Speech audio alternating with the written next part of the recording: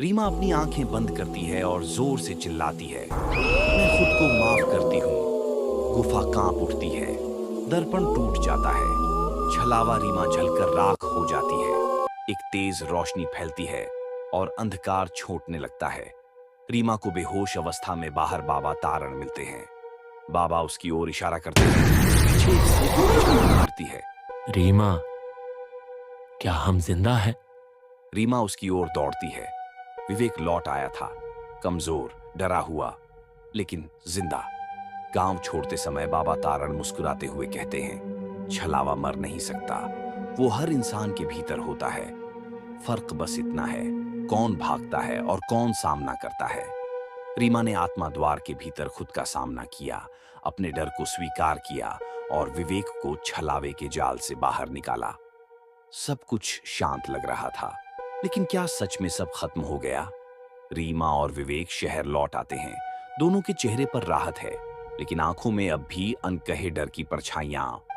रीमा फिर से अपने ऑफिस लौटती है। उसका संपादक कहता है, रीमा, जो तुमने गांव में झेला वो असंभव था, लेकिन अब तुम्हें उस पर रिपोर्ट बनानी है। रीमा मुस्कुराती है, लेकिन अंदर ही अंदर कुछ खींच रहा है। शुरुआत में सब सामान्य लगता है, लेकिन कुछ दिनों बाद रीमा नोटिस करती है, विवेक अचानक घंटों चुप बैठा रहता है। वह नींद में बड़बड़ाता है, मैं अब भी वही हूं। वो गुफा, वो आईना अब भी मुझे देखता है।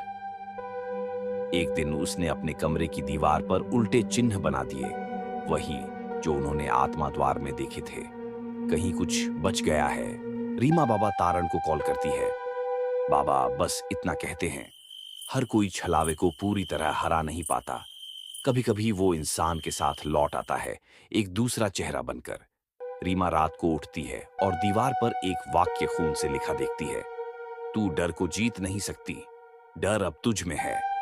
पीछे मुड़कर देखती है, विवेक बेहोश पड़ा है, लेकिन उसकी आंखें खुली हैं और लाल। रीमा अब समझती है, छलावा खत्म नहीं हुआ। वो गुफा में सिर्फ झलक दिखाकर लौट आया था, विवेक के जरिए। अब रीमा के पास दो रास्ते हैं। 1, फिर से आत्मा द्वार में जाए, लेकिन इस बार अकेले नहीं, विवेक को लेकर। 2, या उस चेहरे को स्वीकार कर ले और बाकी जिंदगी एक डर के साथ जिए। रीमा और विवेक वापस शहर लौटते हैं, लेकिन अब वो पहले जैसे नहीं रहे। अब उन्होंने खुद से मिलना सीख लिया है। रीमा को पता चला कि छलावा अभी खत्म नहीं हुआ। विवेक के भीतर अब भी उसका दूसरा चेहरा जिंदा है। दीवार पर खून से लिखा था, तू डर को जीत नहीं सकती, डर अब तुझ में है। रीमा का निर्णय रीमा तय कर चुकी थी। अब उसे भागना नहीं है, उसे फिर से आत्मा द्वार में जाना होगा। विवेक अब पूरी तरह से सामान्य नहीं रहा। उसकी आंखें कभी कभी लाल हो जाती थीं। वो खुद को पहचानता भी नहीं था। रीमा, मेरे अंदर कोई और है। मैं उसे महसूस करता हूं। वो मेरी सांसों में है। उसे बाहर निकालो, मुझे बचाओ। रीमा विवेक को लेकर दोबारा गांव जाती है। बाबा तारण पहले से वहां मौजूद होते हैं, जैसे उन्हें पता था कि वे लौटेंगे। इस बार द्वार खुलेगा नहीं जब तक दोनों अपना सत्य पूरी तरह स्वीकार न करें। रीमा और विवेक साथ गुफा में दाखिल होते हैं। इस बार गुफा अलग है। हर दीवार पर डर की तस्वीरें नहीं, सच की चीखें लिखी हैं। रीमा फिर से अपने भाई की मौत का दृश्य देखती है, लेकिन इस बार वो खुद को माफ नहीं करती, बल्कि सच स्वीकारती है।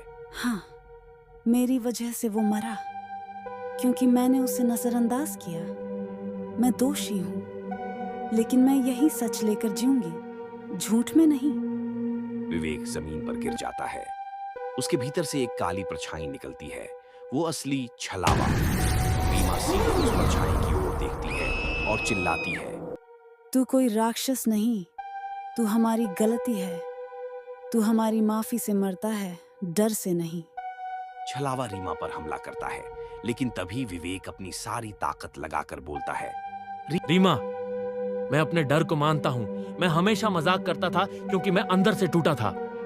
जैसे ही ये शब्द गूंजते हैं, छलावा जलने लगता है। उसका आकार पिघलता है और अंततः वह राख बनकर बिखर जाता है। अगली सुबह गुफा गायब थी।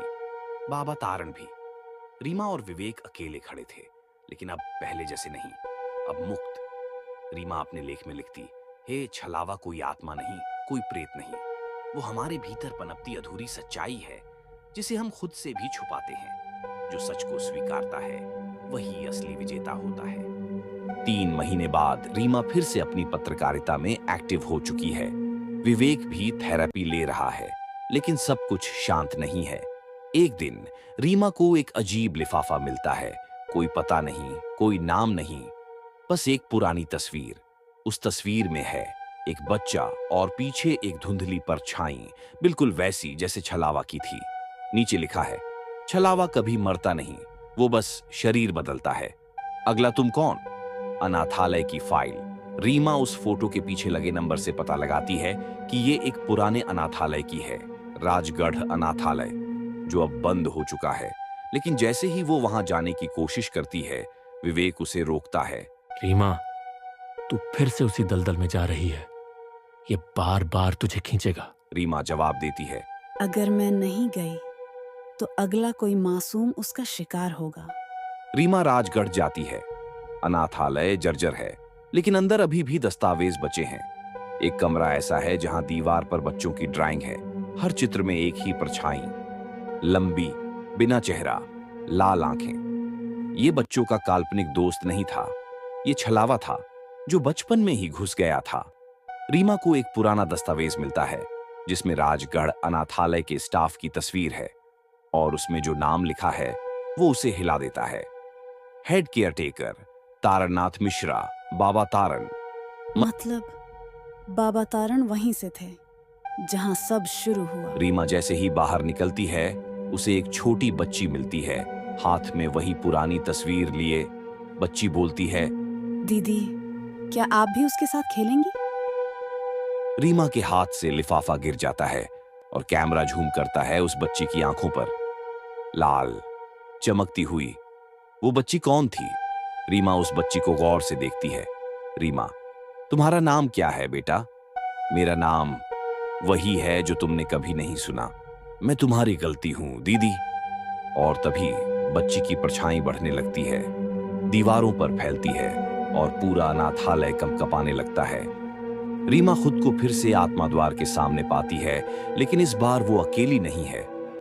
विवेक, बाबा तारण, वो बच्ची, सब एक साथ उसी जगह पर खड़े हैं। हर अंत की एक शुरुआत होती है, लेकिन अब तुम्हें खुद को पूरी तरह खोलना होगा, वरना छलावा इस बार सिर्फ तुम्हें नहीं, दुनिया को निगल जाएगा गुफा के अंदर। अब 3 दरवाजे हैं। 1, सच का दरवाजा, जहां रीमा को अपने सबसे छिपे हुए पाप को स्वीकारना होगा। 2, त्याग का दरवाजा, जहां उसे किसी प्रिय को खोना होगा। 3, भ्रम का दरवाजा, जिसमें घुसते ही आत्मा और छल में फर्क मिट जाएगा। एक ही दरवाजा तुम्हें बचाएगा, 2 बाकी बचा लेंगे मुझे। रीमा त्याग का दरवाजा चुनती है। नहीं रीमा, वहां जाने का मतलब है मुझे खोना। रीमा धीरे से मुस्कुराती है। तुम मेरे डर हो और मैं आज उसे आजाद करती हूँ। वो दरवाजा खुलता है, रोशनी फूटती है और छलावा चीखते हुए टूटने लगता है। विवेक की यादें मिटने लगती हैं। रीमा की आंखों में आंसू हैं, लेकिन उसके चेहरे पर शांति। शायद उसे खोकर मैंने खुद को पा लिया। रीमा अब एक किताब लिख रही है, छलावा, एक भ्रमजाल।